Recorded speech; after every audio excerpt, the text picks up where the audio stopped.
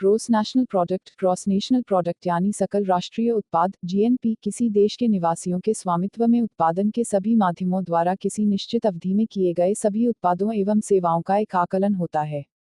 GNP की गणना आमतौर पर व्यक्तिगत उपभोग व्ययों, निजी घरेलू निवेश, सरकारी व्यय, शुद्ध निर्यातों और विदेशी निवासियों द्वारा घरेलू अर्थव्यवस्था के भीतर अर्जित आय को छोड़कर विदेशी निवेशों से निवासियों द्वारा अर्जित किसी आय के योग को लेकर की जाती है।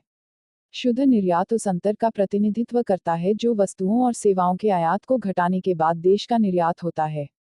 जीएनपी सकल घरेलू उत्पाद जीडीपी नामक एक अन्य महत्वपूर्ण आर्थिक माप से संबंधित होता है जो किसी देश की सीमाओं के भीतर उत्पादित सभी आउटपुट को शामिल करता है, भले ही उत्पादन के माध्यम का स्वामी कोई भी हो।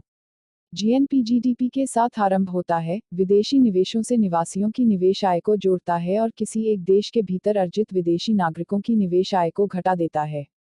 मुख्य बातें। जीएनपी किसी देश के निवासियों के आउटपुट की माप करता है, भले ही वास्तविक मूलभूत आर्थिक गतिविधि का स्थान कहीं भी हो। किसी देश के निवासियों द्वारा विदेशी निवेश से अर्जित आय जीएनपी में गिनी जाती है, लेकिन किसी देश की सीमाओं के भीतर विदेशी निवेश इसमें शामिल नहीं होती। यह जीडीपी के विपरीत होता है, जो राष्ट्रीयता नहीं बल्कि स्थान पर आधारित आर्थिक उत्पादन और आय की माप करता है। जीएनपी और जीडीपी के अलग अलग वैल्यू हो सकते हैं और किसी देश के जीएनपी व जीडीपी में बड़ा अंतर वैश्विक अर्थव्यवस्था में अधिक इंटीग्रेशन का संकेत दे सकता है। ग्रॉस नेशनल प्रोडक्ट को समझना। जीएनपी किसी देश के निवासियों द्वारा उत्पादित आउटपुट के कुल मौद्रिक वैल्यू की माप करता है। इसलिए देश की सीमाओं के भीतर विदेशी नागरिकों द्वारा उत्पादित किसी भी आउटपुट को जीएनपी की गणनाओं से बाहर रखा जाना चाहिए, जबकि देश के निवासियों द्वारा देश की सीमाओं के बाहर उत्पादित किसी भी आउटपुट की अनिवार्य रूप से गणना की जानी चाहिए।